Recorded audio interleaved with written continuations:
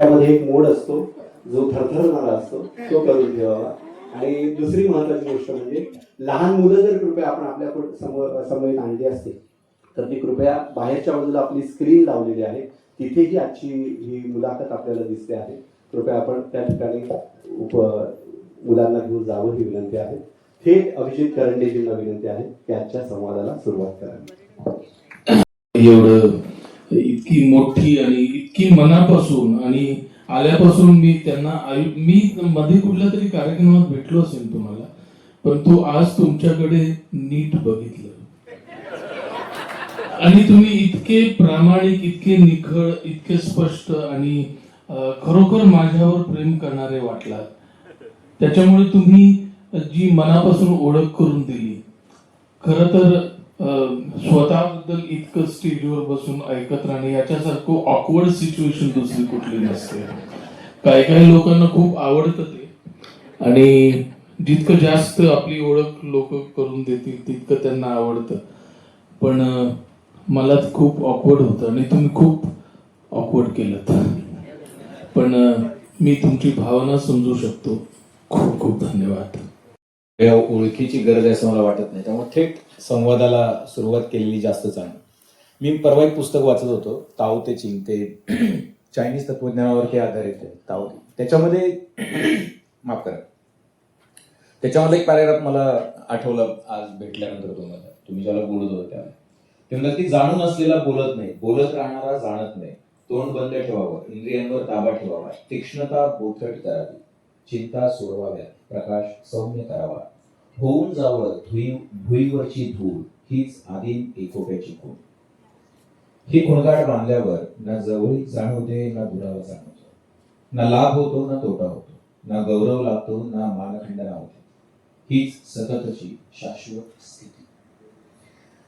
मी ज्याला विचार करत होतो की काय गप्पा मारायच्या, आता कवितांवरती गप्पा तर तुमचे अनेक कार्यक्रम लोकांनी ऐकले. सौमित्र म्हटलं की समुद्र आला, पाऊस आला आणि आई, या 3 गोष्टींशिवाय त्यांच्याशी गप्पा पूर्ण होत नाही. पण ही जी शाश्वत स्थिती लोक शोधतायत सध्या, मला असं वाटलं की आत्ताच समाज म्हणजे आहे ते कुठल्या दिशेने निघाले. मी इथे आले आले तुला म्हटलं होतं की काही राजकीय विचारू नकोस. हा प्रश्न राजकीयच आहे एका अर्थाने. आता आपल्याकडे शाश्वत जे आहे ते फक्त राजकारण आहे असं मला वाटतं. शाश्वत मनाची अवस्था प्रत्येक जण, मी कुठल्या पार्टीत गेल्यानंतर मला ती सापडेल अशी अवस्था आहे. इनएव्हिटेबली तुझ्या आणि माझ्यासारखे लोक गप्पा मारायला लागल्यावर आपण फक्त ही काच कशी बनवली असेल, कुठल्या वाळूने बनवली असेल, हे पाणी कुठल्या धरणातून आलं असेल, अशा गप्पा केल्याशिवाय आपण राजकारण सोडून बोलू शकत नाही. आपल्या तुझ्या विचारण्यामध्ये आणि माझ्या उत्तर देण्यामध्ये राजकारण हे येणारच, हा आपल्या जगण्याचा अपरिहार्य भाग झालेला आहे. पर्टिक्युलरली 2014 नंतर मला असं वाटतं की 2014च्या आधी फुटपाथवर राहणारा माणूस आणि त्याच्या शेजारी जी इमारत आहे त्याच्या 25व्या मजल्यावर राहणारा माणूस, 25व्या मजल्यावर राहणारा, मधला 14व्या मजल्यावर राहणारा, त्याच्या खालची लोक राजकारणाने बोलत असतील, पण 14 नंतर फुटपाथवरचा माणूस सुद्धा राजकारण बोलायला लागला आणि त्याला जाण यायला लागली. त्यामुळे प्रत्येकाचं शाश्वत हे वेगळं आहे. प्रत्येकाचं शाश्वत हे वेगळं आहे. गौतम बुद्धाचं शाश्वत जर तू विचारत असशील आणि ताओ ते चिंग मधलं शाश्वत जर विचारत असशील तर त्याच्या शोधामध्ये कोण बाहेर पडलेला आहे आणि कुणाला ते आजकालच्या जगात सापडणार आहे असं मला वाटत नाही. त्यामुळे शाश्वत या शब्दाचा जो अर्थ आहे तो इतका मोठा आहे, इतका समृद्ध आहे, इतका विस्तीर्ण आहे की प्रत्येकासाठी आपापली शाश्वतता वेगळी आहे असं मला वाटतं. जितक्या पार्ट्या तितकी शाश्वतता असं मला वाटतं. त्यामुळे प्रत्येक जण आपली शाश्वतता वेगळ्या प्रकारे शोधतो आहे. मी हे फक्त राजकारणाबद्दल बोलत नाही. रस्त्यावरचे खड्डे आहेत, आपलं रस्त्यावरनं चालणं हे सुद्धा एक पॉलिटिकल स्टेटमेंट आहे असं मला वाटतं. आपलं रस्त्यावर चालणं आणि प्रत्येक नाक्यावर खोदून ठेवणं आणि आपलं मनातल्या मनात चरफडणं ही सुद्धा एक प्रकारची शाश्वततेचा शोध घेणारी प्रक्रिया आहे असं मला वाटतं. त्याच्यामुळे इथे बसलेला प्रत्येक जण आणि आवर्जून प्रत्येक सीट आणि मध्ये बसलेला प्रत्येक जण हा काहीतरी ऐकायला आलेला आहे आणि त्याच्यातून काहीतरी तो शाश्वत शोधणार आहे. आणि तू प्रश्न तो मला विचारतोय, जी शाश्वतता तुला अपेक्षित आहे ती शाश्वतता मी सांगू शकेन की नाही मला माहिती नाही, पण शाश्वततेच्या शोधामध्ये आपण प्रत्येक जण बाहेर पडलेलो आहोत आणि प्रत्येकाची शाश्वतता वेगळी आहे असं मला वाटतं. मला असं वाटतं की प्रत्येकाची शाश्वतता निश्चित वेगळी आहे, पण सगळेजण ती शाश्वतता शोधण्यासाठीची ही जी धावपळ आहे, आता तुम्ही मला 14व्या मजल्यावरचा, 22व्या मजल्यावरचा, फुटपाथवरचा, प्रत्येकाची वेगळी आहे. प्रत्येक राजकारणामध्ये शाश्वतता शोधायला का निघालेत? मग शाश्वतता आहे का तिथे? त्यांची शाश्वतता वेगळी आहे, त्यांनी स्वतःसाठीच ठरवलेली. सामान्य लोक फार शाश्वतता शोधायला राजकारणाकडे बघतायत, म्हणून हा प्रश्न विचारला. आता हे त्या नेत्यांनाच विचारलं पाहिजे, राजकारण करणाऱ्या लोकांनाच विचारलं पाहिजे असं मला वाटतं. कारण मी जसं म्हटलं ना, प्रत्येकाची शाश्वतता वेगळी आहे यार. म्हणजे प्रत्येक नेत्याची शाश्वतता वेगळी आहे. नेत्यानाहूची शाश्वतता वेगळी आहे. तो लेबनॉनवर इतकं बेचिराग करून टाकतोय.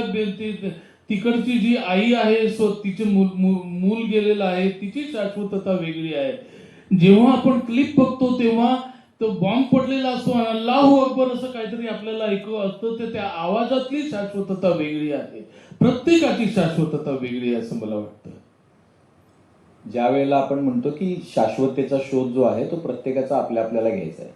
लोक मोस्टली ज्ञानामध्ये शोधतात, पुस्तकांमध्ये शोधतात, पण अलीकडच्या काळामध्ये ते कमी होत चालले.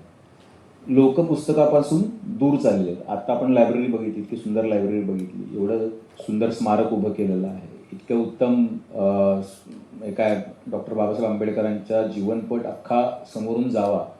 तर मला असं वाटतं की सर्वात मोठी शाश्वतता तर ज्ञानामध्ये आहे आणि ते याचं खरं प्रतीक आहे आपण जिथे बसलेलो आहोत. आणि ते प्रतीक जे आहे त्या प्रतीकापासून लोक दूर चालले, त्या ज्ञानापासून लोक दूर चाललेत असं वाटतं कधी कधी बघताना, फिरताना, लोकांशी बोलताना, वावरताना, गप्पा मारताना. हा सुद्धा राजकीय प्रश्न आहे. कारण ज्ञानापासून खरोखरच दूर चाललेले आहेत लोक. आणि खरं ज्ञान म्हणजे काय आहे? जशी प्रत्येकाची शाश्वतता वैयक्तिक वेगळी आहे, तसं प्रत्येकाला ज्ञान म्हणजे काय याचं झालेलं आकलन वेगवेगळं असू शकतं. बुद्धाला झालेलं ज्ञान आणि आपल्याला कळलेली छोटीशी गोष्ट, या स्मारकामधनं आलेले काहीतरी जाणवलेलं काही, हे सुद्धा एक प्रकारचं मला झालेलं ज्ञानच आहे. तर त्या प्रत्येकाचं ज्ञान हे वेगळं आहे. आणि आता वेगवेगळं ज्ञान दिलं जात आहे, बळजबरीनं दिलं जात आहे. असा विचार करा, ही पुस्तकं वाचा, या दिशेने जा, अशा प्रकारच्या विचारधारेचा विचार करा, अशा प्रकारच्या अभ्यासक्रमामध्ये तुम्ही जा. ही सगळी वेगळी ज्ञान प्रक्रिया घडवण्याचा प्रयत्न आहे. परंतु शेवटी स्वतःला काय हवं आहे याचा शोध प्रत्येकानं घेणं हे प्रत्येकाचं स्वतःचं इंडिव्हिज्युअल व्यक्तिगत ज्ञान आहे असं मला वाटतं. आणि त्याच्यापासून प्रत्येक माणूस जो अस्वस्थ आहे तो त्याच ज्ञानाच्या शोधात आहे. त्याला काहीतरी हवं आहे. बाहेर घडतं वेगळं आहे, पण आत घडतं वेगळं आहे. आणि ते नक्की काय आहे याचं ज्ञान करून घेण्याच्या प्रक्रियेमध्ये तो जगतो आहे असं मला वाटतं. आता हा प्रश्नच असा विचारतोय, त्याच्यामुळे हे इतकं एलॉबरेट आणि इतकं अनाकलनीय असं कदाचित तुम्हाला वाटेल. तुम्हाला असं वाटेल की कदाचित मी खूप आध्यात्मिक अभ्यास केलेला आहे, आध्यात्मिक वाचून आलेलो आहे आणि माझा उपासतापासांवर असं काही नाही.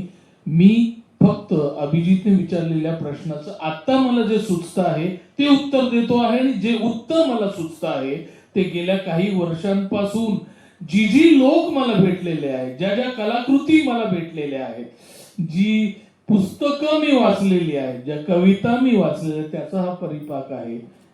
लोकांना तर तुमच्याकडून कविता पण ऐकायच्या, तुमच्या एवढं तुम्ही काम केलंय सिनेमामध्ये, नाटकामध्ये, लेखनामध्ये, त्या सगळ्याबद्दल बोलायचं आहे. पण मी सुरुवात म्हणून 1-2 प्रश्न विचारले. जरा पिच जरा अवघड झाला असं मला वाटलं नंतर.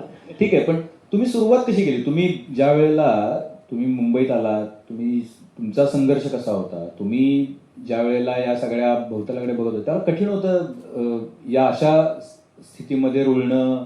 म्हणजे तुम्ही कविता करणार, लिहिणार, ऍक्टिंग करणार, इझिली झालं सगळं? कसं काय त्या वेळेला काय परीत काय होतं त्यावेळेचं? कशी सुरुवात झाली? मी या शहरात बाहेरून आलेलो नाही. म्हणजे काही लोकांना माझा फॅन्ड्री बघून, काही लोकांना नटरंग बघून, जोगवा बघून, काही लोकांना परतू बघून असं वाटतं की मी मुंबईच्या बाहेरून मुंबईमध्ये आलेलो आहे. पण तसं नाही आहे. I am born and brought up in Mumbai, in heart of the city, in Bandra, on the sea shore. That's why I am called Kishore. असं माझे मित्र म्हणतात. बँड्रा बॉय किशोर. तर मी बँड्रा, खारदांडा समुद्राच्या किनारी लहानाचा मोठा झालेलो आहे. सगळे कोळी मित्र माझे आहेत, त्यांच्यामध्ये थोडाफार शिकलेला वाचलेला बहुधा मीच असेल. तर त्यांच्याबरोबर सगळे पहिले अनुभव, आपले सगळे पहिले अनुभव मी त्यांच्याबरोबर घेतलेले आहेत. तर लहानाचा मोठा मी मुंबईतच झालेलो आहे. आणि लहानपणापासून शाळा म्युन्सिपाल्टी शाळा, 1ली ते 7वी म्युन्सिपाल्टी शाळा. आणि त्याच्यानंतर आता टाळ्याच वाजवायला लागतील म्युन्सिपाल्टी शाळा म्हटल्यावर, कारण त्या सगळ्या बंद होत चाललेल्या आहेत. आणि आज ब्युरोक्रेसीमध्ये जे महत्वाचे लोक सगळे बसलेले आहेत ते सगळे म्युन्सिपाल्टी शाळेतून आलेले आहेत. ही अभिमानाची गोष्ट आहे, एवढं लक्षात ठेवा. 7वी झाल्यानंतर वडील माझे काही जास्त शिकलेले नाही. ते म्हणाले चला आता कामधंदा करायचा आहे, म्हणून ते मला माझ्या मामांकडे घेऊन गेले. माझे मामा सट्टा लिहायचे, आकडा लिहायचे. दुवे से छक्का, छक्के से तिया, चौवे से पंजा, असं मी ऐकायचो. त्यांच्याबरोबर एक माणूस, आणि मला हे माहिती नाही तुला शिकवायला हे काम करायला घेऊन त्यांच्याबरोबर आजपासून तू इथे कामाचं काम कर हे शिकवतील तुला. बनारसीच्या समोर दुपारपर्यंत मी केलं. नंतर मग मी मामाला म्हटलं जरा खूप जोरात लागली म्हणून मी गेलो बाहेर. आणि नंतर मी गेलोच नाही तिकडे. आणि मग मी बाहेर भटकत राहिलो आणि खूप रात्री लेट घरी पोहोचलो. कारण मामांनी जर सांगितलं वडिलांना तर वडील मारतील खूप याची मला खात्री होती. त्यामुळे मी खूप वडील झोपल्यानंतर खूप लेट रात्री घरी गेलो. दुसऱ्या दिवशी उठल्यावर मी म्हटलं की मला नाही जमणार कामाला. कितवीत असताना सर? 7वी झालं होतं ना, 8वीत जायचं होतं मला. अच्छा. पण वडील आपलं हेच करत बसले ना सगळं. तर मग मी आत भांडी घासत बसलो ती जाईपर्यंत. मग ते पण सोडलं. आणि नंतर मी माझं प्रगती पुस्तक घेऊन मीच शाळा शोधायला बाहेर पडलो. 8 केल्यानंतर BA होता येतं, म्हणजे कॉमर्स घेतल्यानंतर BCom होता येतं, हे सुद्धा माहित नव्हतं. आईची शपथ माहित, कारण काय माहिती गंधच नाही शिक्षणाचा आमच्या घरामध्ये. तर मग ही शाळा मला BPM शाळा आधी लागली, मोठी इमारत वगैरे. मग एक आर्मी टेक्निकल नावाची शाळा लागली. त्याच्यामधनं ऍप्रॉन घातलेले काही लोक बाहेर पडले, विद्यार्थी बाहेर पडले. म्हणजे या शाळेचा ड्रेस मस्त आहे यार, म्हणून मी आत शिरलो आणि तिकडे ऍडमिशन घेतली. नंतर कळलं की तिकडे सुतारकाम शिकवलं जातं, वायरिंग शिकवलं जाते, वेल्डिंग शिकवलं जातं. आणि आता पुस्तक विज्ञान इतिहास वगैरे सगळं होतं. तर ते 10वी पर्यंत होतं. नंतर मग चेतना कॉलेज नशिबात आलं. तिकडे मग चांगले प्रोफेसर होते. मग तिकडे कविता, मग तिकडे नाटक, नंतर दुबेजी, असा प्रवास सुरू झाला. पहिली कविता कशी आली आयुष्यामध्ये? कारण कॉलेजला पुढं गेली की जनरली त्यांना त्या वयाचं एक काय म्हणतात तारुण्य आकर्षण त्यामध्ये असतं आणि आपण रोमॅन्टिसिझम असतो, विद्रोह असतो मनामध्ये, काही वेळेला वेदना असतात मनामध्ये आणि त्याच्यातून बऱ्याच. तुमच्या आयुष्यामध्ये कविता कशी आहे? मी खारदांड्याला लहानाचं मोठं झालो. तिकडे एक फार मोठं मंदिर आहे शंकराचं. म्हणजे कोकणामध्ये जशी मंदिर असतात ना, मोठी परिसर विस्तृत व झाडी वगैरे, तशी तिथे मी अभ्यास करायला जायचो. आणि अभ्यास म्हणजे खूप विद्यार्थी तिकडे यायचे. माझी ठरलेली जागा होती. तर खूप म्हणजे 4-5 असतील आणि मी दुसरा तिसरा असेल. तर तिकडे मी सगळा अभ्यास 7वी पण तिथेच केलेला आहे. तर एकदा मी अभ्यास करत असताना मला काहीतरी कोणीतरी गात आहे असं मला ऐकू आलं. इतके दिवस माझ्या लक्षातच नव्हतं आलं. तो आवाज बॅकग्राऊंडला होता, पण त्या आवाजाचा शोध घ्यावा असं मला कधीच वाटलं नव्हतं. त्या दिवशी कंटाळा आला होता, म्हणून मी ते ठेवलं आणि त्या आवाजाचा माग काढत त्या झाडीतून एके ठिकाणी गेलो. तर एक पडलेलं सिमेंटचं असं स्ट्रक्चर होतं आणि तिथे एक तानपुरा घेऊन एक माणूस आलापी घेऊन गात होता, रियाज करत होता. मी त्याच्यासमोर जाऊन उभा राहिलो. त्याने माझ्याकडे पाहिलं आणि ओळखीचं असल्यासारखं त्यांनी बस म्हटलं. मी बसलो आणि त्याने 5-10 मिनिटं त्याची ती रियाज सुरू होता. नंतर त्याने तानपुरा बाजूला ठेवला आणि नंतर म्हणलं, अरे तुला मी नेहमी बघतो इथे अभ्यास करताना, कितवीत आहेस? मी सांगितलं 5वी-6वीत असेल मी तेव्हा. तर ते म्हणाले, अच्छा गातोस का तू? मी म्हटलं नाही. बर, मग कविता लिहितोस? मी म्हटलं नाही. लिहिशील? कविता ही लिहायची असते.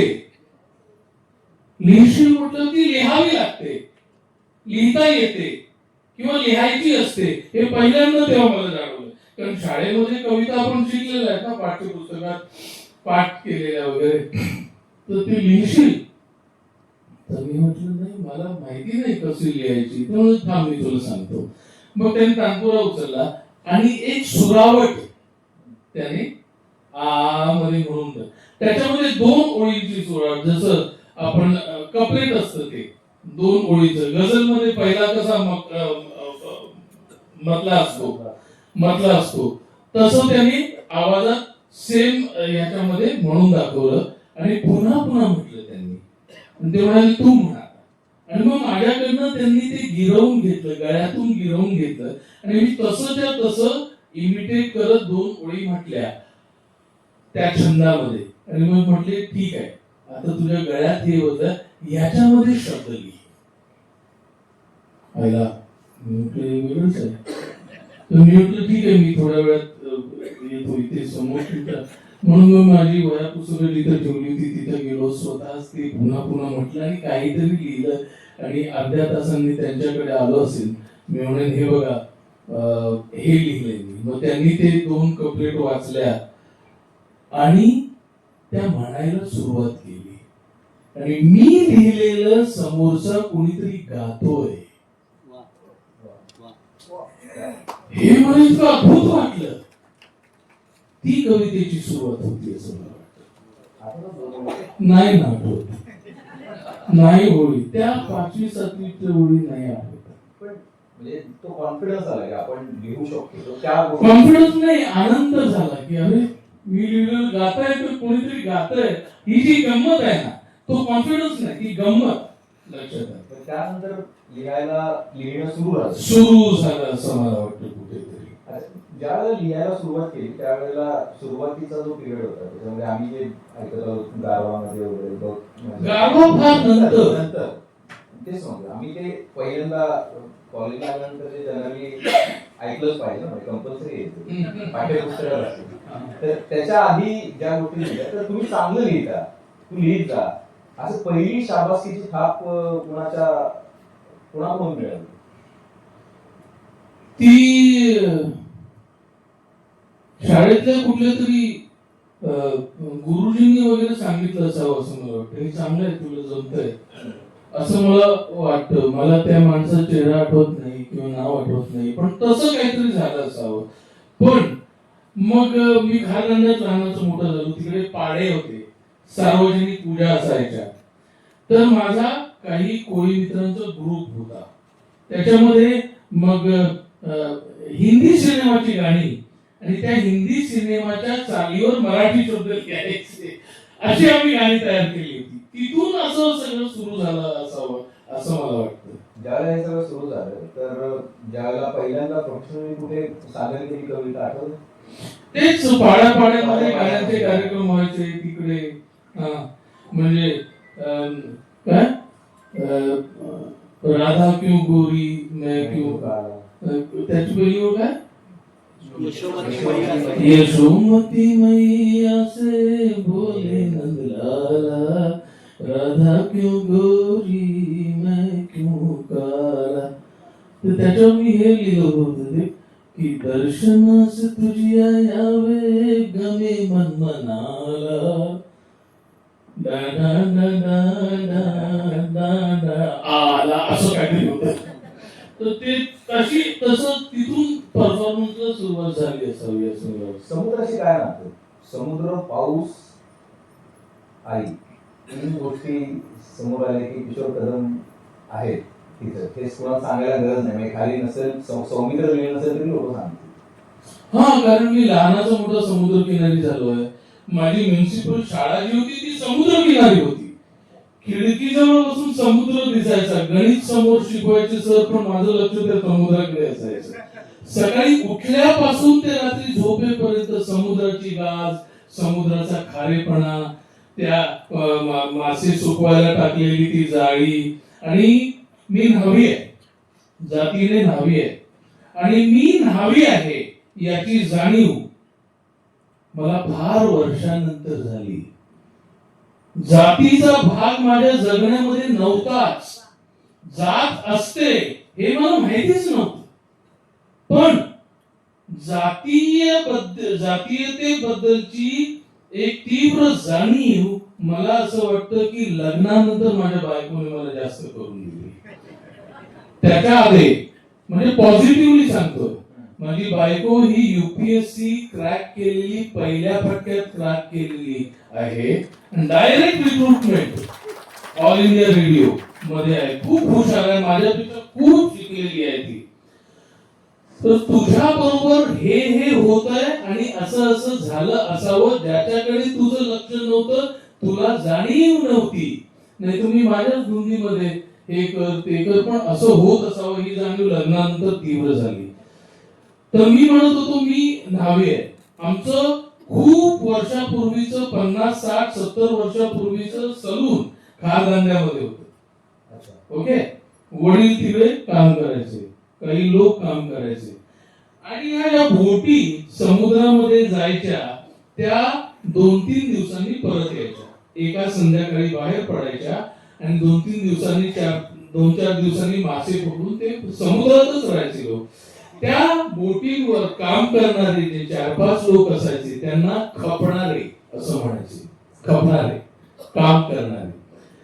तर वडिलांच्या सलून मध्ये असं कॉन्ट्रॅक्ट होतं काही बोटींच्या मालकांचं की 3 दिवसांनी बोट आली की सरळ ते त्यातले ताजे मासे 2-3 उचलायचे आणि सलून मध्ये यायचे. आणि मग त्यांच्या दाढ्या करणं, केस कापणं, आणि त्याचा महिनेभराचे पैसे नंतर वडिलांना मिळायचे.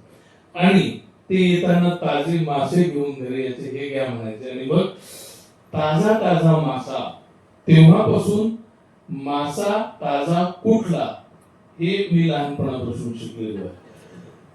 तर तिथून सगळी सुरुवात झालेली आहे खारदांड्यापासून. आणि समुद्राचं हे नातं आहे, समुद्राचं कोळ्याचं नातं आहे, माशांचं नातं आहे, गाजेचं नातं आहे, पावसाचं नातं आहे. समुद्राबद्दल मध्ये मी काय माहिती असतो जाता येत्या गाडीमध्ये, आता मध्ये मला कोणीने सांगितलं की तुम्ही येणार म्हणजे तुम्हाला ऐकायलाच लागलं म्हणजे ही आठवण परत एकदा तीव्रतेनं. तर समुद्राबद्दल मध्ये तुम्ही खूप छान गाज हरटपणा तुम्ही जे जे शब्द वापरले ते सगळे म्हणजे ती कविताच आठवली मला. आपल्या म्हणजे प्रेक्षकांसाठी एकदा काही त्यातला भाग जर तुम्हाला सादर करता आला, कारण हे सगळे समुद्र किनाऱ्यावरचेच आहेत.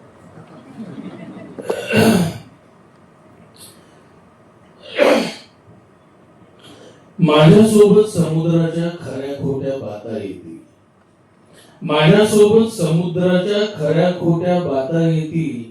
मला शोधत जाल तेव्हा अनेक वळण वाटा येतील. मी जसा आहे तसा प्लीज नका पाहू मला. माझा फोटोच काढाल तर त्यात फक्त लाटा येतील. नव्या जुन्या समुद्रावर पुन्हा पुन्हा येतो फिरून, नव्या जुन्या समुद्रावर पुन्हा पुन्हा येतो फिरून. थकून थांबतो पुन्हा चालतो किनाऱ्यावर काही बघून. डोळे मिटून ऐकत राहतो गाज नक्की येते कुठून. तुम्हीच सांगा आता मला काय गेलंय माझ्यामधून, तुम्हीच सांगा आता मला काय गेलंय माझ्यामधून. वाळूमधून चालता चालता तुमचं पाऊल बोलतं काय, वाळूमधून चालता चालता तुमचं पाऊल बोलतं काय. एक एक खूण तळपायातून कुणी मागे सोडतं काय. परतताना त्याच खुणा तुम्हीच उचलून घेता. मग पुन्हा व्हर्जिन होतो बीच. असं कधी घडतं काय. प्रत्येक नव्या भरती सोबत प्रत्येक लाट नवीन असते, प्रत्येक नव्या भरती सोबत प्रत्येक लाट नवीन असते. समुद्राची गाज पण खूप खूप प्राचीन असते. प्रत्येक नव्या भरती सोबत प्रत्येक लाट नवीन असते. समुद्राची गाज पण खूप खूप प्राचीन असते. तुमच्याच हृदयावरती हात ठेवून एकदा बघा जरा. समुद्राच्या तळाखाली कुठेतरी जमीन असते. समुद्राच्या तळाखाली अश्रूंमध्ये मिसळलेल्या पाण्याच्या या गाण्याचं, अश्रूंमध्ये मिसळलेल्या पाण्याच्या या गाण्याचं, वयासोबत आणखी आणखी खारट खारट होण्याचं. आभाळाला प्रश्न पडतो रोज वरून बघताना, वय काय असेल भर समुद्राच्या पाण्याचं. माझ्यासोबत समुद्राच्या खऱ्या खोट्या बाता येतील. कधी गॉसिप, कधी गप्पा, कधी तुम्हाला गाता येतील. माझ्यामध्ये भिजायचं तर किनाऱ्यावर थांबायचं.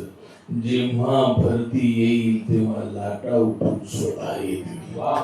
माझ्या सोबत समुद्राच्या खऱ्या खोट्या बाता येतील. काही भाग ऐकवला बरीच गोष्टी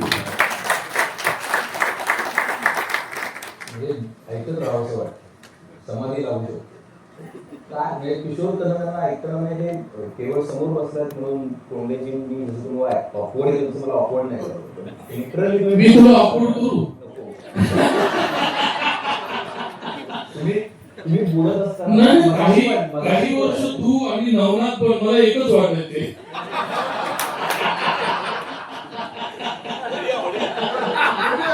मला आयडेंटिटीच कळत नव्हती की अरे आता नवनाथ पण कोण. नंतर लक्षात आलं की तू नाही असतो. हा बोल. तर समाधी लागण्यासारखं होतं. ज्या ज्या वेळेला आम्ही ऐकतो मगाशी पण तुम्ही बोलत होतात विपश्यनेबद्दल, ध्यान जाण्याबद्दल त्या ऐकत. पण म्हणजे ते एक अवस्था आहे ज्याला सादरीकरण सुरू झालं, ज्याला म्हणजे मला ते का ठिकाण आहे तुम्हाला गारव्याबद्दल बोलून कंटाळा आला. मी अनेकदा ते स्टेजवर म्हणाले कुठे गेलो की ते सुरू करतात की ऐकवं. तर ते पण ती एक प्रोसेस होती. प्रत्येक म्हणजे आता किती वर्ष झाली गारवा? 27 वर्ष. 27 वर्षानंतर सुद्धा आता जी मुलं तरुण होत आहेत, आता जी मुलं जेनझी वगैरे तुम्हाला रील काढण्याचे ते गारवावरचे रील तुम्ही बघताय की नाही, अजून सुद्धा गारवा तितकाच काय म्हणतो हिरवा आहे. त्यामुळं गारव्याची प्रोसेस कशी होती, काय त्याचं संगीतमय झालं मुलींमुळे तुम्ही काय कशी प्रोसेस होती समोर आल्यानंतर, त्याचा अनुभव कसा होता नंतर इतकं लोकांनी प्रेम दिलं. मला असं वाटतं की त्या काळामध्ये इतकं मोठ्या संख्येने अप्रिशिएट केलं गेलेली एवढा मोठा प्रोजेक्ट दुसरा कुठला नसावा कविता. हा, कारण ज्या काळामध्ये गारवा झालं त्या काळामध्ये कॅसेट अल्बम यायच्या. त्याच्यामध्ये एक गाणं भक्तिगीत, एक गाणं भावगीत, एक गाणं देशपर असं पोवाड्यासारखं, अशी सगळी सरमिसळ असलेली वेगवेगळी व्हरायटी एंटरटेनमेंटची होती. परंतु गारवा परंतु एक म्युझिक अल्बम करायचं असं राजश्री प्रोडक्शनने जेव्हा मिलिंद इंगळेला सांगितलं, तेव्हा आम्ही दोघांनी असा विचार केला की अरे आता वेगवेगळी विषयावरची गाणी, एक पूजेवरचं गाणं, एक प्रेयसीवरचं गाणं, एक ह्याचं गाणं, त्याचं गाणं, असं वेगवेगळं करण्यात काय पॉइंट आहे. आपण एक रिस्क घेऊया की एकाच विषयावरची आपण एक वेगवेगळी गाणी करण्याचा प्रयत्न करूया. त्याच्यावर असा पण विचारला की यार एकाच विषयावरची गाणी लोक बोर होतील, पण मग असा विषय शोधूया जो सगळ्यांच्या खूप जवळचा असेल. मग अनेक विषय शोधले, त्याच्यामध्ये शेवटी पाऊस हा खूप सगळ्यांचा जवळचा विषय आहे असं वाटलं. म्हणजे दुष्काळ जिथे पडलेला आहे तिकडचा शेतकरी सुद्धा पावसाची वाट बघत असतो, आणि पहिल्यांदा प्रेमात पडलेला कालिदासासारखा कोणीतरी यौवनावस्थेतला ही माणूस पाऊस पडल्यानंतर प्रेमात पडल्यासारखा दिसू लागतो. कविताच झाली. तर असं असं लक्षात आलं की पाऊस हा खूप सगळ्यांच्या जवळचा आहे. आणि मग पावसाची काही गाणी ऑलरेडी आमची तयार होती, काही नवीन लिहिली. मग ती गाणी एकदा तयार होत आहेत असं लक्षात आल्यानंतर मिलिंद म्हणाला, अरे तू कविता छान म्हणतोस, तर ह्या गाण्यांना जोडणाऱ्या कविता मध्ये मध्ये पेरूया आपण. मग त्या पेरूया, शोधूया, असं सगळं सगळं सगळं झालं.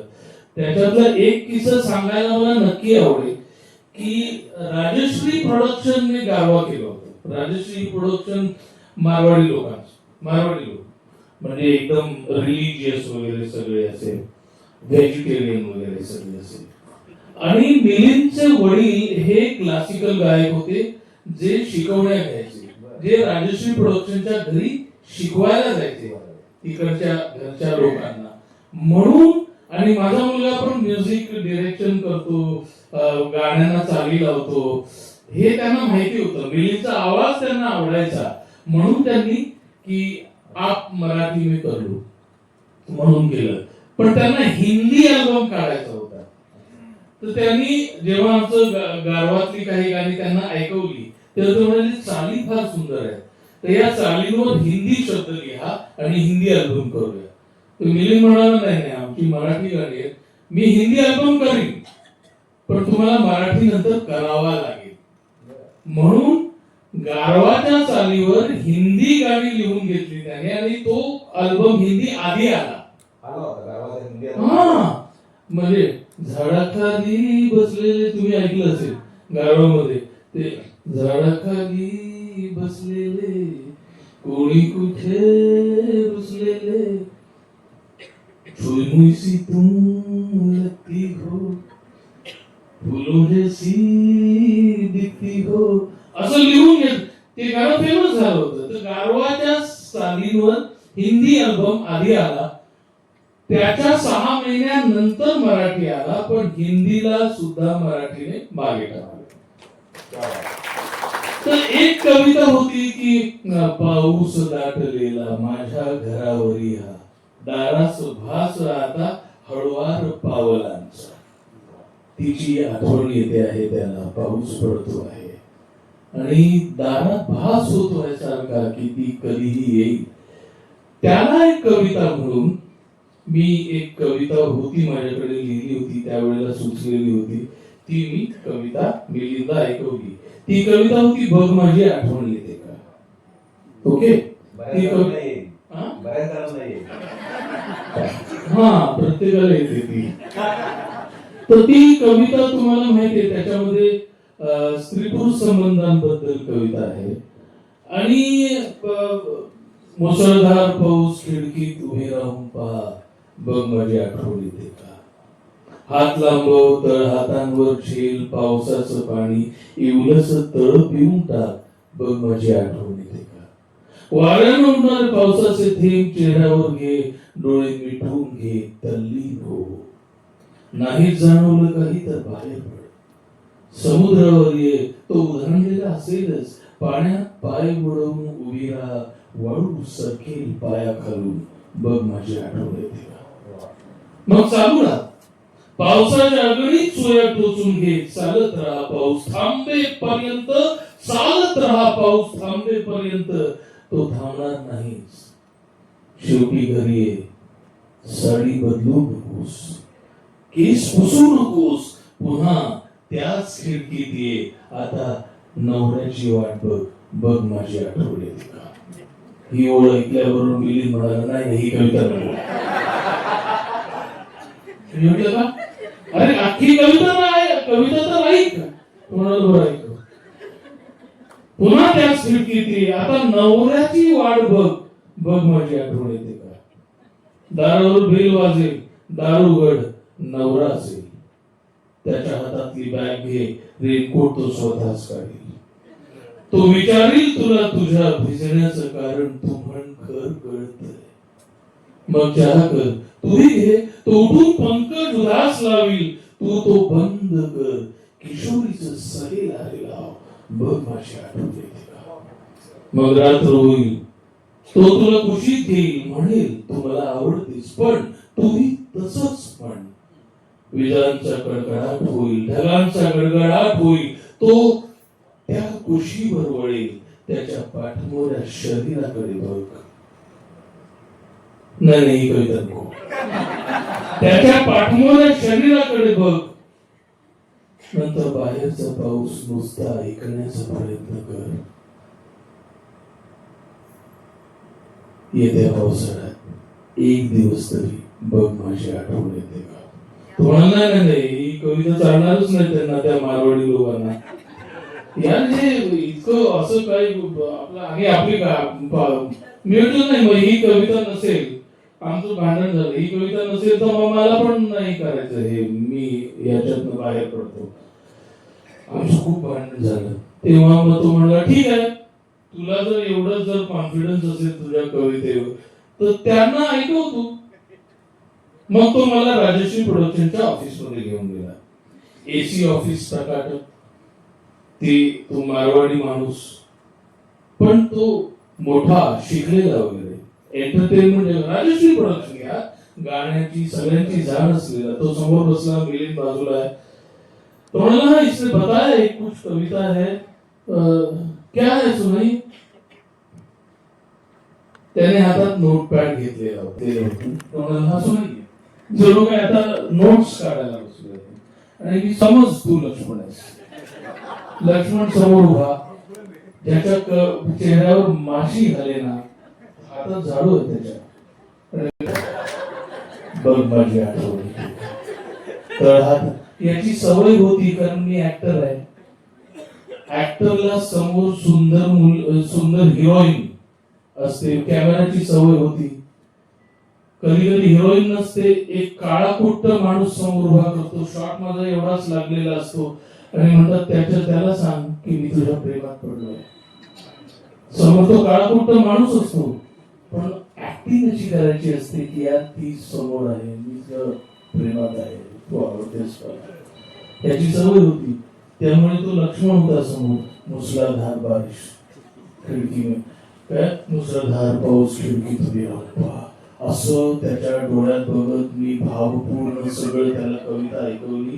कविता संपली, पॉज. तो म्हणाला, कैसी लगी. त्याच्यावर तो म्हणाला, साहेब सॉलिड आहे.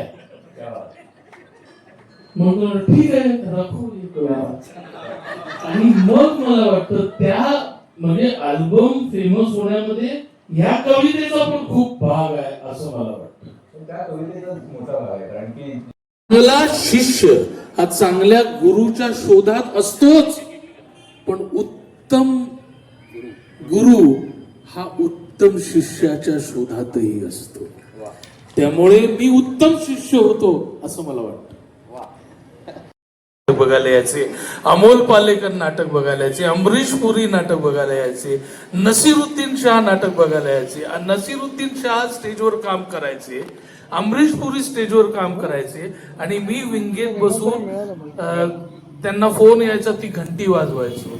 त्यामुळे इतकं बसून नसीरचा अभिनय पाहिलेला आहे, अमरीशजींचा अभिनय पाहिलेला आहे, सुनीला प्रधान, विहंग नायक या सगळ्यांचे दुबेजींकडे राहून मी पाहिलेलं आहे. तर श्याम बेनेगल वगैरे सगळी ही मोठी मंडळी नाटक बघायला यायची आणि मग माझ्यातलं नाटकातलं ते त्यावेळेचं काम बघून शिक्षित आणि सगळेच सुशिक्षित काही जातीवादी आहेत असं मला वाटत नाही. बर, काही लोक आहेत आता हा खूप म्हणजे 2014 नंतर जी स्थित्यंतर घडलेली आहेत ना त्याच्यातून उद्भवलेला हा सगळा प्रश्न आहे. आणि ही स्ट्रॅटेजी एक वेगळ्या प्रकारची, ज्याच्यामधनं अशा प्रकारचे लोक सोशल मीडिया हे ते सगळं वापरून निर्माण झालेलं आहे. ही सगळी पार्श्वभूमी निर्माण झाली असं मला वाटतं. सोशल मीडिया तर म्हणजे सोशल मीडियामध्ये 2014, 12, 13 नंतर खूप मोठ्या प्रमाणामध्ये आपण वापरायला लागलो. सोशल मीडियाचे एवढा मोठा दुष्परिणाम त्याच्यामध्ये दिसतो, कारण की बाकीचं तर सोशल पद्धतीचं फ्रीडम ऑफ एक्सप्रेशन पण आणलं, अनेक लोकांना प्लॅटफॉर्म नव्हता, त्यांना प्लॅटफॉर्म पण दिला सोशल मीडियाने. त्याच्या दोन बाजू सांगितलं जातं काय. हा, पण ज्या प्रकारे इंटेलिजंटली 2014 नंतर मीडियाचा वापर केला गेला तसा विचार आधीच्या राजकारण्यांनी, आधीच्या पक्षांनी केला नव्हता, हे आपल्याला स्पष्ट मान्य करावं लागेल असं मला वाटतं. त्याच्यातला हा भाग आहे. आणि खूप विचारपूर्वक बाहेरच्या जगामध्ये, अमेरिकेमध्ये कसा वापर केला जातो, आणि अशीही एक पिढी आली आहे जे आपले प्रशांत नारायण वगैरे सारखे लोक, जे अख्खी निवडणूक लोकांची मानसिकता, प्रादेशिक मानसिकता, जाती गठ्ठा मत असले जात याच्यावर खूप खोलवर अभ्यास करून तशा प्रकारे मीडिया वापरला गेला, म्हणून तो परिणाम झालेला आहे, जो आधीच्या राजकारण्यांनी जाणीवपूर्वक विचारपूर्वक करायला पाहिजे होता. ते स्वांत सुखाय राहिले त्यावेळेला असं मला वाटतं. अशा पद्धतीची काम आता नटरंगमध्ये एक वेगळा विषय तुम्ही हाताळला. तुम्ही फॅन्टीचा विषय आला म्हणून हा एक त्याला दोन विषय घेतला. पण नटरंगमध्ये जो एका पद्धतीनं महिला आणि पुरुष यांच्यामधल्या भेदाचा किंवा त्या पद्धतीच्या वळणांचा विचार केला गेला, तर ती फिल्म करताना त्यातला एक डायलॉग खूप मला, मी काल परवाच म्हणालो तरी तो म्हणालो की तो आठवतो का फिल्म मधला डायलॉग. तर शेतात बसलेले आहेत, तुम्ही आहात, अतुल कुलकर्णी आहेत, अजून एक जण आहे, आणि काय तमाशासाठी महिला मिळत नाही, आणि मग तुझा डायलॉग बाई नाही तर काही नाही. तर ते जो तिथून जो सिनेमा टर्न होतो की तिथंच ठरतं की आपल्याला काही गरज नाही. आणि तर आपल्या एकूण समाजामध्ये जसे जातीभेदाच्या भिंतींबद्दल आपण बोलतो, जेंडर्सच्या भिंती पण अधिक तीव्रपणे दिसायला लागल्या. आपण स्वीकारार्ह नाही आहोत, आपला ऍक्सेप्टन्स कमी झालाय, सहनशीलता कमी झाली. तर ही सहनशीलता वाढवायची असेल, ऍक्सेप्टन्स वाढवायचा असेल, आपल्याला जरा लोकांमध्ये थोडं मोकळेपणानं राहायचं असेल, तर काय करावं लागेल?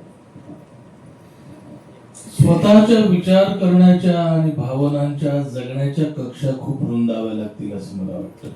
आणि त्या शिक्षणाकडे वेगळ्या पद्धतीने पाहायला पाहिजे आणि शिक्षण जाणीवपूर्वक घेतलं पाहिजे. आणि जेवढं तुम्ही जास्त वाचाल, जास्त शिकाल, तेवढ्या या जाणीवा वेगळ्या पद्धतीने पॉझिटिव्हिटीकडे झुकतील, याचं एक दार उघडेल असं मला वाटतं.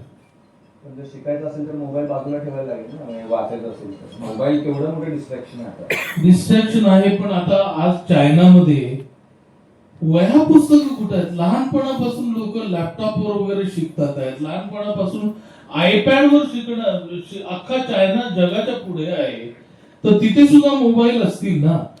तर तिकडच्या राज्यकर्त्यांनी शिक्षणाबद्दलच्या ज्या स्ट्रॅटेजीज केल्या असतील, जो विचार केला असेल, तशा प्रकारचं काहीतरी वेगळं समृद्ध विचार करायला पाहिजे. टेक्नॉलॉजीचा कसा वापर करता येईल याच्याकडे लक्ष दिलं पाहिजे. असं हा खूप वास्ट विषय आहे. कारण असं आहे की त्यांचं जे एक्सपेंडिचर आहे एज्युकेशनवरचं ते 8-10% पेक्षा जास्त आहे. आपलं 4-4.5% आपण शिक्षणाला महत्वच देत नाही ना.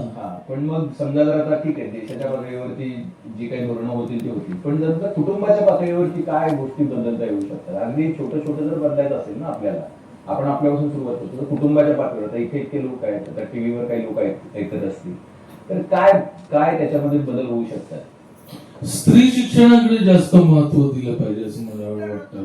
असं म्हणतात की एक एक बाई जेव्हा घरात शिकते तेव्हा ती अख्खं कुटुंब सुशिक्षित करते. म्हणजे पुरुष शिकतो तो ज्या पद्धतीने सुशिक्षित करतो आणि स्त्री आई बाई ताई ज्या पद्धतीने सुशिक्षित करते याच्यामधला खूप फरक आहे. म्हणजे जेव्हा बाई मुलांना शिकवते तेव्हा ती अनेक प्रकारे दरवाजे उघडून देते असं मला वाटतं. ती मायेचा दरवाजा उघडून देते. ती तिने भोगलेलं जे दुःख आहे याची जाणीव आणि बाईला आणि स्त्रीला कसा रिस्पेक्ट दिला पाहिजे, वर्षानुवर्ष कसं तिला वागवण्यात आलेलं आहे याची जाणीव मुलांना मुलींना करून देते. मुलीला स्वतःला शिक्षण घेऊन उभं राहणं किती महत्वाचं आहे, कुणावरही अवलंबून न राहता स्वतःच अस्तित्व वेगळं सिद्ध करायला किती महत्व आहे शिक्षणाचं. अशा सगळ्या गोष्टी त्या शिकवत असते असं मला वाटतं.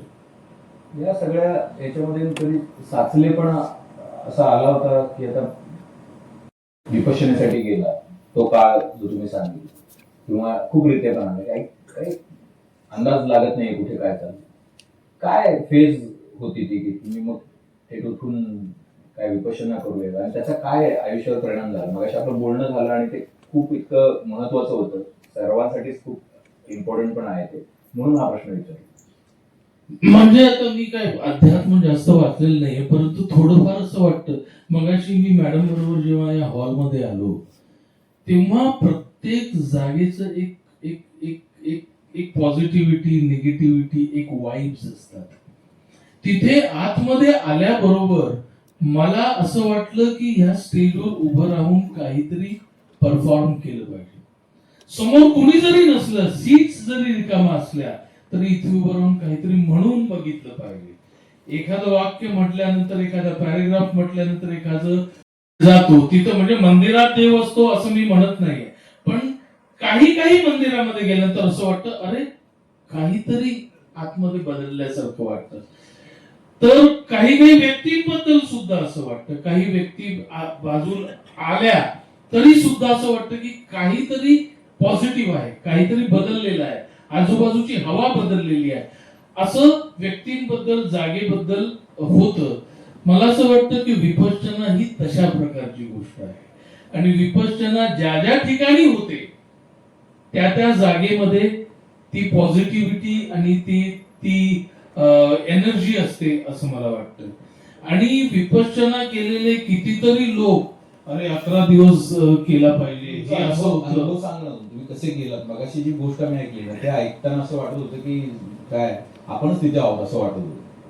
तर ते करायला पाहिजे आणि तो अनुभवच वेगळा आहे असं वर्षानुवर्ष मी ऐकत होतो. पण आयुष्यातनं 11 दिवस बाहेर काढणं, 11 दिवस मोबाईल बाजूला ठेवणं, 11 दिवस कुटुंबातनं बाजूला काढणं, ऑफिस विसरून जाणं, कामधंदे विसरून जाणं, बाहेरच्या जगाशी संपर्क तुटणं, 11 दिवस कोणाशीच न बोलणं, 11 दिवस टीव्ही न पाहणं, सिनेमा न पाहणं, नाटक न पाहणं, काही न वाचणं, हे कसं शक्य आहे असं स्वतःला वाटायचं आणि त्याच्यामुळे प्रत्येक जण टाळतो असं मला वाटतं. परंतु एक कुठला तरी क्षण असा येतो, जर खरोखरच विपश्यना कोणाला करायची असेल तर तो क्षण येतो आणि त्या क्षणात तो निर्णय होतो आणि मग तुम्ही 11 दिवसासाठी तिकडे जाता असं मला वाटतं. विपश्यना इकडच्या किती लोकांनी केलेली आहे मला माहिती नाही.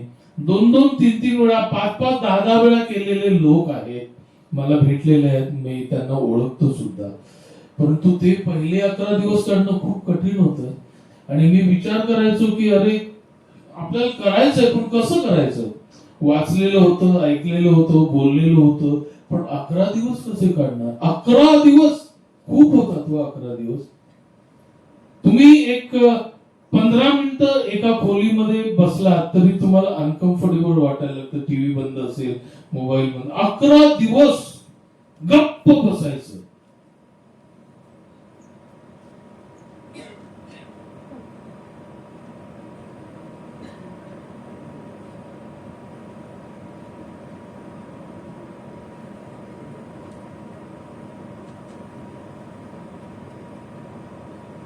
काहीतरी ऐकू येते तुम्हाला, शांतता सुद्धा ऐकू येते आपल्याला. तर विपश्यना ही शांतता ऐकवणारी गोष्ट आहे. तर एक दिवस माझी बायको माझ्या एक 7-8 महिन्याच्या मुलाला घेऊन बसली होती, दूध पाजत होती, आणि कुणाच ठाऊक एक क्षण असा आला आणि मी उठलो आणि बॅगेमध्ये कपडे भरले आणि बायकोला म्हटलं मी जातो. आता या क्षणी बोलताना मला असं जाणवलं, बुद्ध सुद्धा असाच निघून गेला ना, निघूनच गेला तो अचानक. रात्रीच बायको होती बाजूला. आता मला जाणवतं मी काय बुद्ध वगैरे नाही, पण एक क्षण मी जे करायचं आहे ना तो क्षण की आता नाही तर कधीच नाही. म्हणून मी उठलो, म्हटलं मी चाललो. बायको म्हणाली कुठे? मी म्हटलं मी तुला म्हटलं होतं की मला विपश्यना करायची, मी जातो. 1 मिनिट. सांगायची गोष्ट अशी की माझ्या आधी माझ्या बायकोने विपश्यना केली आणि ती 5 महिन्यांची प्रेग्नंट असताना तिने, मगाशी मी बोलत होतो, आणि नंतर मग ती इतकं बोलायची विपश्यनेबद्दल, आणि बाहेरचे लोक तर बोलतच होते, वाचलंच होतं, पण आता बायको पण इतकी बोलायला लागली तर आपण विपश्यना जायलाच पाहिजे, काढायलाच पाहिजे. म्हणून मी पटकन उठलो. मी हा पण विचार केला नाही की अरे 6 महिन्याचं पोर 11 दिवस का चालतोय, माझ्या डोक्यातच विचार नाही आला. म्हटलं मी जातो. ती म्हणाली अरे विपश्यनेसाठी 2-2, 3-3 महिने आधी बुकिंग करावं लागतं इगतपुरीला, पावसाळा होता तेव्हा. तर मी म्हटलं नाही, मला या क्षणी असं वाटतंय की मला ऍडमिशन देतील ते विदाउट बुकिंग सुद्धा. मी जातो आणि प्रयत्न करतो. मी नाही मिळालं तर मी संध्याकाळी परत येईल, रात्रीपर्यंत परत येईल. आणि मी गेलो. दुपारची वेळ होती. इगतपुरीला तुम्ही कधी त्या विपश्यना सेंटर मध्ये गेलात की नाही मला माहिती नाही. इतका सुंदर परिसर आहे, विस्तीर्ण परिसर आहे, डोंगर, दऱ्या, शेत, तो पॅगोडा, तिकडच्या लाईव्ह इतकं, आणि हजारो लोक आजूबाजूला वावरत असताना सुद्धा अतिशय शांत असं. कोणी बोलताना सुद्धा खालच्या सुरामध्ये बोलतं, तुमचं नाव काय, मोठ्याने कोणीच बोलत नाही. त्या जागेचा परिणाम आहे, त्या विपश्यनेच्या एनर्जीचा परिणाम. मी तिकडे पोहोचलो, गर्दी होती, खूप लांबून लांबून लोक आले होते, लाईन लागलेली होती. मी लाईन मध्ये उभा राहिलो. 1 तासाने माझा नंबर आला. मी त्या माणसाला म्हणालो की बघा मी बुकिंग केलेलं नाहीये, मी किशोर कदम, मी एक नट आहे आणि माझं नेहमी काम चालू असतं आणि माझ्या तारखा 3-3 महिने आधी ठरलेले असतात आणि अचानक कधी शूटिंग कॅन्सल होतं, परत शिफ्टिंग होतं, डेटवर अवलंबून असतं, त्यामुळे मला इतकी वर्ष करता आलेलं नाही. मला आत्ता करायचंय म्हणून हे टाइम टेबल लक्षात ठेवून मी इथं आलेलो आहे. आज नाही केलं मी तर मी कधीच करू शकणार नाही. मला खूप मनापासून करायचं. माझ्या बोलण्यावर विश्वास ठेवा, प्लीज मला परत पाठवू नका. आणि खूप प्रचंड गर्दी होती, वेटिंग, तरी सुद्धा त्याने माझ्याकडे एका क्षणी पाहिलं आणि मला त्यांनी ऍडमिट करून घेतलं. आणि तो 11 दिवसाचा जो अनुभव होता तो इतका अद्भुत होता, इतका अद्भुत होता. आपण लग्नाच्या पंगती म्हणतो की बसा जेवायला आणि जेवायला 2 तास लागतात, पण तिकडे विपश्यनेला 1000 लोक आसपास असतात, सावल्यांसारखी वावरत असतात, कुणी कोणाशी बोलत नसतं. 1000 लोकांचं जेवण अर्ध्या तासात गुपचूप गपगुमान पोटभर होतं, कुणी कोणाची काय बोलत नाही. त्या मान हलवतायत, बहुतेक त्यांनी तो अनुभव घेतलेला आहे. आणि ते जे अन्न आपण खातो त्या शांततेमध्ये, ते जे पहिला घास जेव्हा खातो ती जी चव आपण घेतो, तर त्या पदार्थाची चव म्हणजे काय हे पहिल्यांदा आपल्या तेव्हा लक्षात येतं. आवाज म्हणजे काय, कोणीच बोलत नसतं, पण वाढून घेताना टंग असा काहीतरी आवाज येतो आणि तो एवढा घुमत राहतो. आपण एखादी घंटी देवळात गेल्यानंतर घंटा वाजवतो आणि स्पंदन कशी घुमतात, तसं डाळ घेताना सुद्धा स्पंदन घुमत राहतं. इतकी पॉझिटिव्हिटी तिकडे असते. सकाळी 5 वाजता 5 वाजेपासून ते सगळं सुरू होतं. 5 वाजता तुम्हाला उठावं लागतं तिकडे. 5 मग तिकडे एक एक दीड दीड तासाचे सेशन्स असतात, मध्ये 15-15 मिनिटांचे गॅप्स असतात. सकाळी नाश्त्याची वेळ असते, 7ला वगैरे नाश्ता होतो, नंतर दुपारी जेवण असतं, संध्याकाळी जेवण नसतं, एकाच वेळेला जेवण मिळतं. संध्याकाळी थोडंफार बघा, भूक लागली ना, संध्याकाळी जेवण नसतं, काहीतरी मुरमुरे वगैरे छोटस असं काहीतरी खायला, आणि जिऱ्याचं पाणी असतं तिकडे, सतत असं गरम पाणी, बरोबर ना, तर ते प्यायचं असतं. आणि 8, 8:30, 9ला तुम्ही झोपून जाता तिकडे, इतकी शांत झोप लागते. आयुष्यातले अस्वस्थता म्हणजे काय, तुम्ही तुमच्यामध्ये किती राग भरलेला आहे, तुमच्यामध्ये किती कोंडलेलं आहे सगळं, याची जाणीव जर तुम्हाला घ्यायची असेल तर विपश्यनेच्या पहिल्या 3 दिवसात ती जाणीव तुम्हाला होते.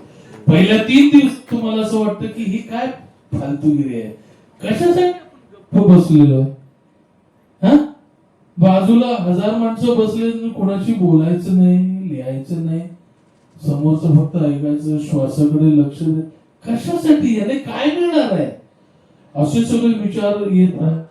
मग हळूहळू आपण खोल उतरत जातो, आपलं काहीतरी आपल्याला सापडतं, आपण बाहेर येतो, बोलायचं असतं कोणाची तरी, समोर झाड असतं आणि अचानक एका पानाकडे लक्ष जातं आणि तुम्ही पानावर हात ठेवता आणि त्या पानाकडे आपण अशा प्रकारे कधीच पाहिलं नव्हतं, आणि किती मऊ आहेस तू, आणि तुम्ही झाडाची सुद्धा तुमच्या नकळत बोलायला लागता. अशी अवस्था येते. आणि 3 दिवस तुम्हाला असं वाटतं की हे सगळं निरर्थक आहे, फालतूगिरी आहे, ही काय कोणी शोधून काढले विपश्यना, ही फालतू चुत्यागिरी असं वाटतं, निघून जावं असं वाटतं. 3ऱ्या दिवसानंतर तो क्षण काही लोकांच्या 4थ्या दिवशी येतो, काही लोकांच्या 2ऱ्या दिवशी येतो. हळूहळू खोल तुम्ही उतरत जाता आणि मग तुम्हाला विपश्यना करायला आलोय आपण, कशासाठी आलोय, आयुष्य म्हणजे काय, गप्प राहणं म्हणजे काय, बायको म्हणजे काय, शिक्षण म्हणजे काय, राजकारण म्हणजे काय, या सगळ्याचा विसर पडतो.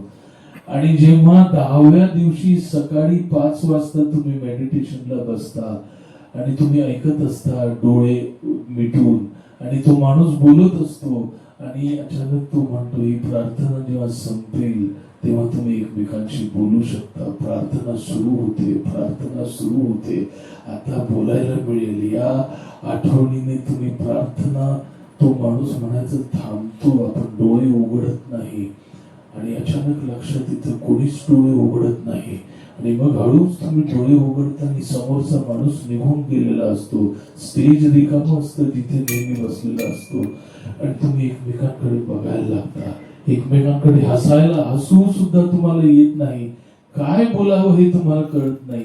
आपण पटकन उठतो आणि आपला मोबाईल जिथे जमा केलेला असतो तिथे जाऊन लाईन लावतो, तिथे आपल्या आधी 100 लोक लाईन मध्ये उभे असतात मोबाईल घेण्यासाठी, आणि मी सुद्धा माझा मोबाईल घेण्यासाठी एकही शब्द न बोलता 11 दिवसानंतर मोबाईल घेण्यासाठी उभा राहिलो. आणि माझा मोबाईल जेव्हा मला काउंटरवरनं मिळाला, मी ऑन केला आणि पहिला फोन मी बायकोला लावला, रिंग वाजत होती, 3ऱ्या रिंगला तिने फोन उचलला आणि मी बोललो हॅलो. तशा प्रकारचा हॅलो मी आयुष्यात कधीच बोललो नव्हतो. तो जो आवाज माझा होता, तो आवाज आजपर्यंत आलेला नाही परत आतून. त्या आवाजाच्या शोधात पुन्हा पुन्हा विपश्यनेची आठवण येते. आणि मग ज्या प्रकारे मी माझ्या बायकोशी त्यावेळेला बोललो ना, ते तशा प्रकारचं मी कधीच, तो आवाज, ते काय जे होतं ते 11 दिवसानंतर. आणि मग त्याच्यानंतर इतके लोक, हजारो लोक आजूबाजूला असतात तरी सुद्धा 11 दिवसांचा परिणाम इतका असतो की बाजूला जरी असला तरी तुम्ही तुमचं नाव काय अशा प्रकारे बोलायला लागता. अख्खा दिवस तुम्ही ह्याच सुरात बोलता. ते असं म्हणतात की एखाद्या डॉक्टरचं जे ऑपरेशन असतं, तो पेशंटला असा स्ट्रेचरवर ठेवतो आणि त्याचं हृदय उघडतो किंवा जखम एखादी उघडतो आणि तो माणूस म्हणतो बस बस खूप दुखायला लागलाय, मला सोड आता. तर डॉक्टर म्हणतो असं कसं सोडणार, सेप्टिक होऊन जाईल, हे असं उघडी जखम नाही ठेवू शकत, ती शिवायला लागेल मला, त्याला थोडीशी सुकायला लागेल, तुला अँटीसेप्टिक थोडस देतो आणि 1-2 दिवसानंतर तुला सोडतो. तर विपश्यना हे मनाचं ऑपरेशन आहे. त्यांनी मन उघडलेलं असतं, 11 दिवसात मन उघडलेलं असतं. मग तुम्हाला कितीही तिथून जावंसं वाटलं तर तुम्ही जर तसेच बाहेर आलात तर त्याचे वेगळे मानसिक परिणाम तुमच्या जगण्यावर, तुमच्या मानसिकतेवर होत असतात. तर 10व्या दिवशी तुम्हाला जे बोलायला सांगतात तर ती जखम शिवलेली असते मनाची आणि ती हळूहळू भरायला म्हणून 1 दिवस तो ठेवलेला असतो. मग त्या रात्री तुम्ही झोपता आणि इगतपुरीला तुम्ही त्या गेटच्या बाहेर मी पडलो आणि लगेच रेल्वे स्टेशनवर आलो आणि पहिली गाडी धाड धाड धाड धाड करत गेली आणि असं वाटलं की अरे यार आपण परत कुठे चाललोय आता, कसली गर्दी आहे ही, कशाला आहे ही गर्दी, असे सगळे प्रश्न.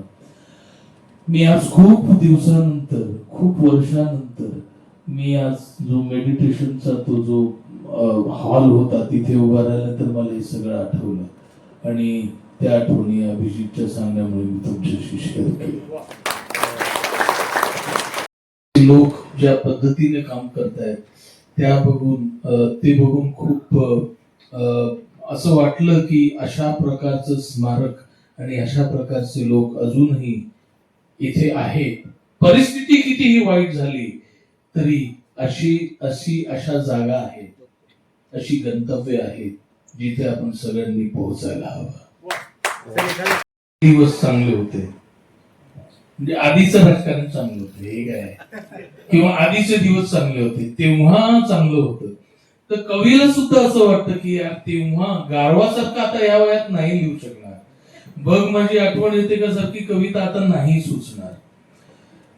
तर तेव्हा ते दिवस चांगले होते, ते दिवस चांगले होते जेव्हा चांगलं सुचायचं. तेव्हा या भावनेतली कविता आहे की जगायास तेव्हा खरा अर्थ होता, निरर्थासही अर्थ भेटायचे. जगायास तेव्हा खरा अर्थ होता, निरर्थासही अर्थ भेटायचे. मनासारखा अर्थ लागायचा अन मनासारखे शब्दही यायचे. नदी सागराचे किनारे कधीही मुक्याने किती वेळ बोलायचे. नदी सागराचे किनारे कधीही मुक्याने किती वेळ बोलायचे. निघोनी घरी शेवटी जात असता वळूनी कितीदा तरी पाहायचे. उदासी जराशी गुलाबीच होती, गुलाबातही दुःख दाटायचे. जरा एक तारा कुठेही निखळता मनाला किती खिन्न वाटायचे. आपल्या नवी मुंबई महानगरपालिकेच्या या स्मारकासाठी उपलब्ध करून दिला त्याबद्दल त्यांचे आणि सन्माननीय अभिजितजी करंडे यांचे आपण जोरदार टाळ्यांच्या गजरात पुन्हा एकदा मनापूर्वक आभार मानतो आहोत.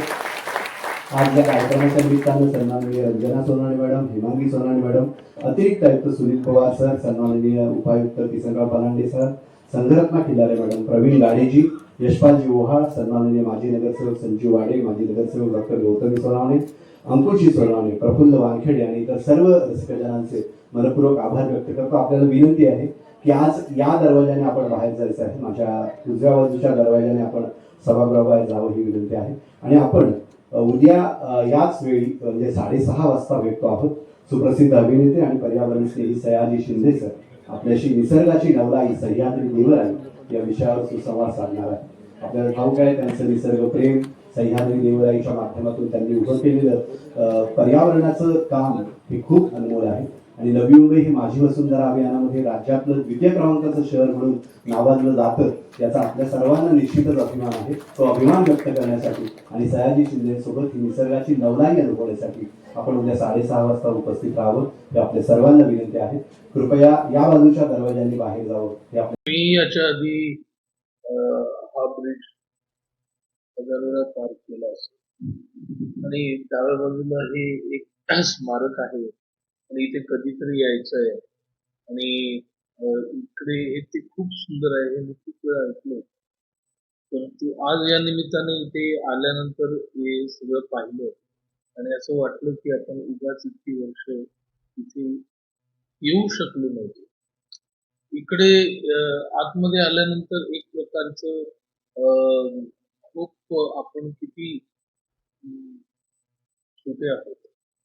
आपल्याला किती अजून करायला पाहिजे आणि आयुष्यातलं खरं स्ट्रगल म्हणजे काय आणि ज्ञानाचं महत्व काय, शिक्षणाचं महत्व काय, एकत्रित येण्याचं महत्व काय, हे खूप वर्ष आधी कुणीतरी आपल्याला सांगून गेलं आणि त्याच्याकडे आपण निग्लेक्ट करत आलो ते सगळं आणि ते तसं व्हायला पाहिजे याची जाणीव करून देण्यासाठी एवढं मोठं स्मारक आज उभं करावं लागतंय या समविचारी लोकांना.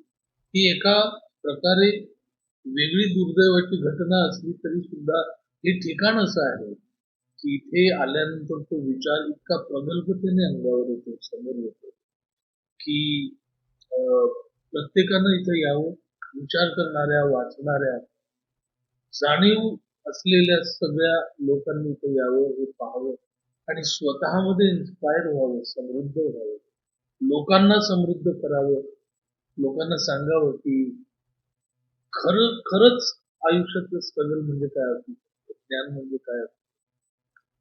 आणि मी आजपर्यंत अनेक स्मारकांना म्हणजे स्मारकांमध्ये गेलेलो आहे, परंतु हे स्मारक फार सुंदर पद्धतीने ऑर्गनाईज केलेलं आहे. तिथे असलेली लायब्ररी, मेडिटेशन हॉल आणि जिथे कार्यक्रम झाला तो हॉल, संपूर्ण परिसर, आतमध्ये असलेलं जे फोटोग्राफचं सगळं एक्झिबिशन आहे ते, बाबासाहेबांच्या कोट्स आहेत त्या, हे सगळं इतकं हरवून टाकणार आहे.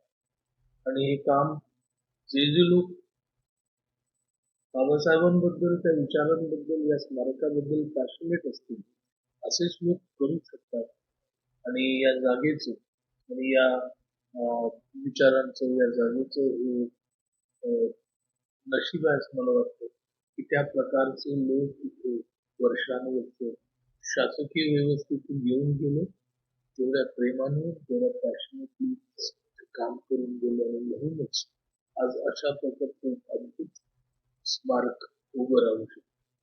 मला वाटतं की हे स्मारक प्रत्येकाने इथे येऊन पाहायला हवं, त्याच्यातून काहीतरी शिकायला हवं, पाहायला हवं, अनुभवायला हवं, अशी ही जागा. आणि इथे मला येऊन बोलण्याची संधी मिळाली याबद्दल मला खूप आनंद.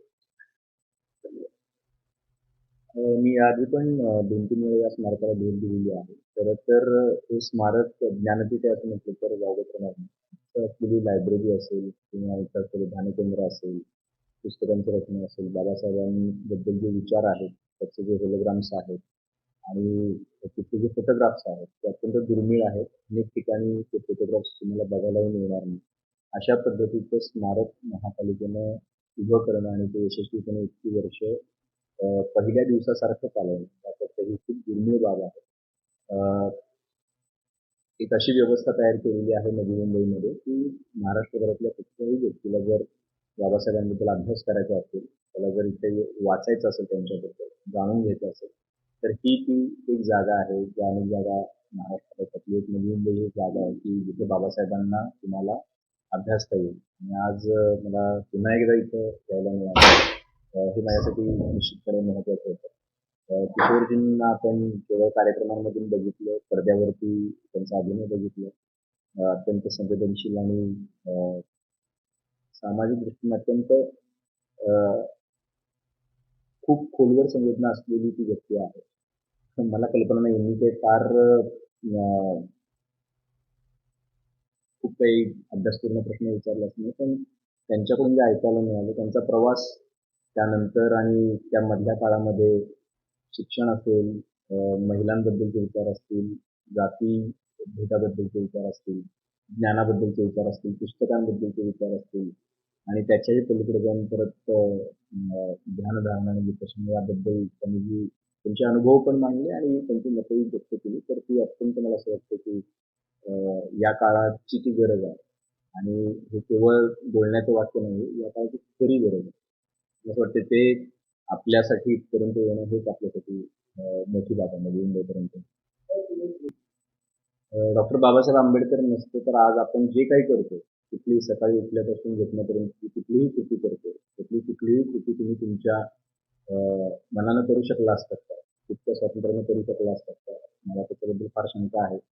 आणि डॉक्टर बाबासाहेब आंबेडकर नसते आणि हे संविधान ज्याची उद्देशिका आज भेट दिली, मला असं वाटतं की ती ताकद आहे या देशाची, या देशातल्या प्रत्येक नागरिकाची ताकद आहे. जसं प्रत्येकजण आपलं आराध्य दैवत म्हणून घरी काही देवदेवतांना जसं पूजत असतो किंवा आपण त्याची आराधना करत असतो, तसं ते संविधानाची आराधना नव्हे तर संविधान आपल्या घरात असलं पाहिजे आणि आपले हक्क अधिकार आपल्याला माहिती असले पाहिजे.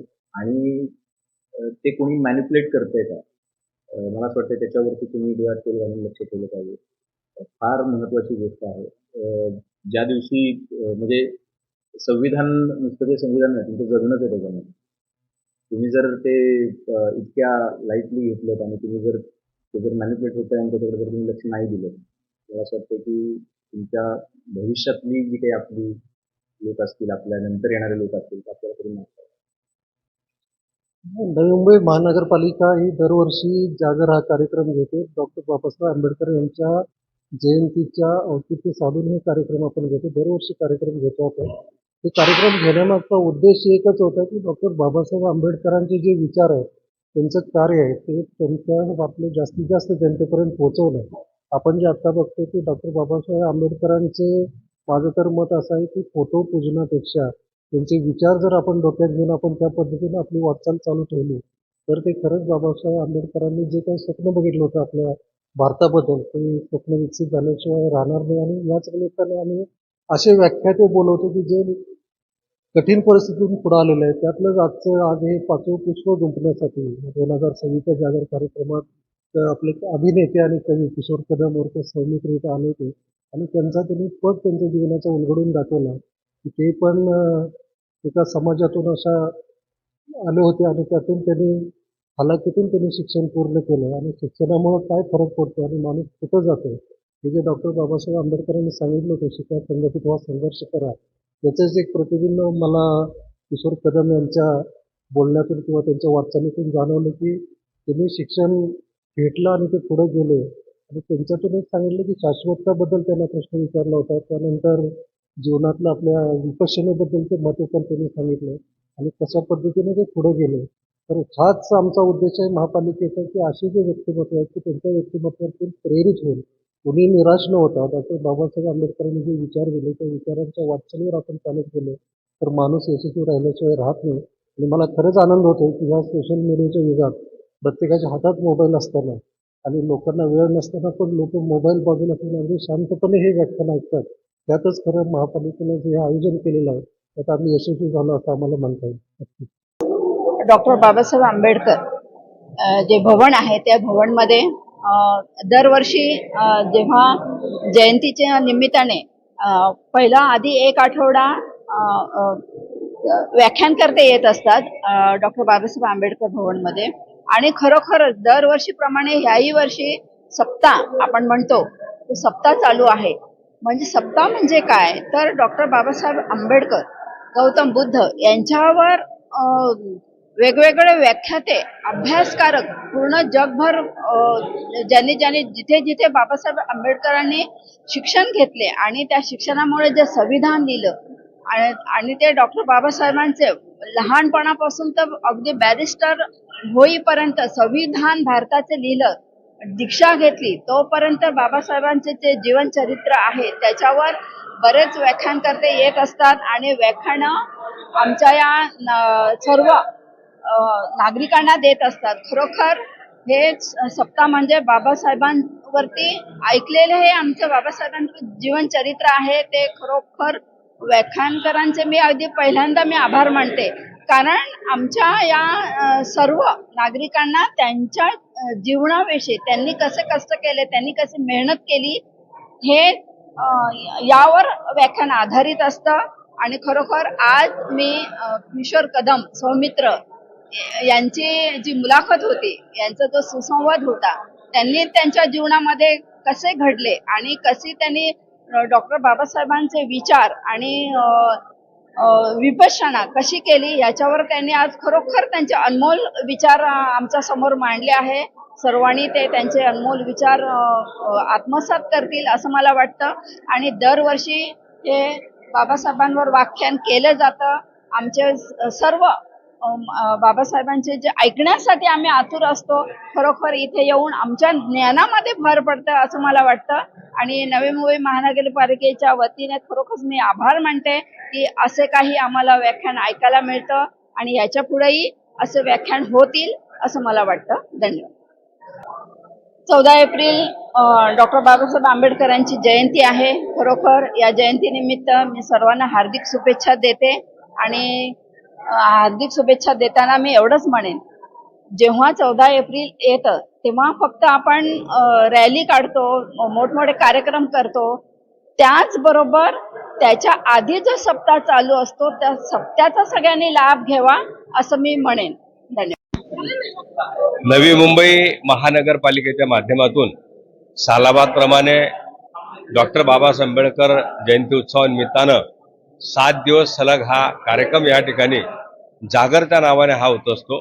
आणि म्हणून शेकडो लोक रोज म्हणजे गेल्या 3 तारखेपासून 3, 5, 6 आज 10 आहे, उद्या 11 आहे, परवा 13 तारखेला आहे, म्हणजे 7 दिवस होतील असा सन्मान्य आयुक्त महोदयांनी आणि सभागृहामध्ये आम्ही नगरसेवकाचा निर्णय घेतला होता की बाबासाहेब आंबेडकरांना ज्या 14 एप्रिलच्या निमित्तानं जी सुरुवात ह्या जयंतीची होते आणि एंड होतो तर असं ठिकाणातून कुठं तर मग हे स्मारक आहे.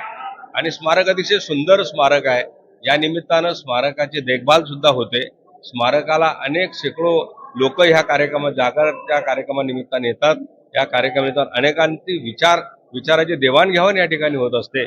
आणि त्यामुळे एक जनजागृतीच्या माध्यमातून जागरच्या माध्यमातून महानगरपालिकेने हे चांगलं काम या ठिकाणी केलेलं आहे.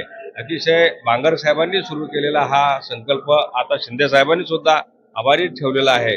आणि खऱ्या अर्थानं मी आभारच मानेल की जेणेकरून आंबेडकरी जनता जी आहे की या ठिकाणी बाबासाहेबांचे विचार ऐकण्यासाठी फक्त बाबासाहेबांना मानणारी लोक येत असतात. समाजाचा विषय नाही आहे.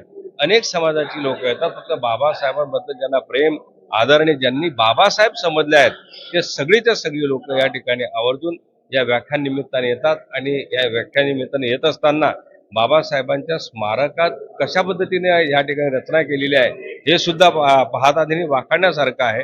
त्यामुळे मी महानगरपालिकेला आणि सन्मान्य आयुक्त साहेबांना, महापौर महोदयांना, सभापती महोदय आणि प्रभाग समिती अध्यक्षांना आम्ही खरोखर आभार मानेन की त्यांनी ही पायंडा अतिशय आबाधित ठेवलेला आहे. त्याबद्दल धन्यवाद. असंच आपण या ठिकाणी बाबासाहेबांवर प्रेम करणारी जनता कार्यक्रमाला येत जा हीच मी अपेक्षा करतो. आणि माझे 2 शब्द संपतो. जय हिंद. नवी मुंबई महानगरपालिका आयोजित डॉक्टर बाबासाहेब आंबेडकर जयंती दिनानिमित्त नवी मुंबई महानगरपालिका दरवर्षीप्रमाणे याही वर्षी जागर हा कार्यक्रम आयोजित करीत असते. त्यामध्ये वैचारिक दृष्टीने वैचारिकरित्या हा प्रबोधनाचा कार्यक्रम विविध मान्यवर महाराष्ट्रातील साहित्यिक, कलावंत, पत्रकार, ज्येष्ठ साहित्यिक असे सर्वच एकूण स्तरावरील सर्वच मान्यवर मंडळी येत असतात. आणि ही वैचारिक मेजवानी खरं तर नवी मुंबई महानगरपालिकेतर्फे सर्वांना देण्यात येत असते. संपूर्ण नवी मुंबई तसेच मुंबई, ठाणे उपनगर या सर्व प्रभागातील व्यक्तींना आज दरवर्षीप्रमाणे अभिनेते किशोर कदम अर्थातच कवी सौमित्र यांची उपस्थिती आणि त्यांचा सुसंवाद साधणारे पत्रकार अभिजित करंडे सर हे देखील उपस्थित होते. आणि त्यांची ही पर्वणी नवी मुंबईकरांसाठी एक खास होती.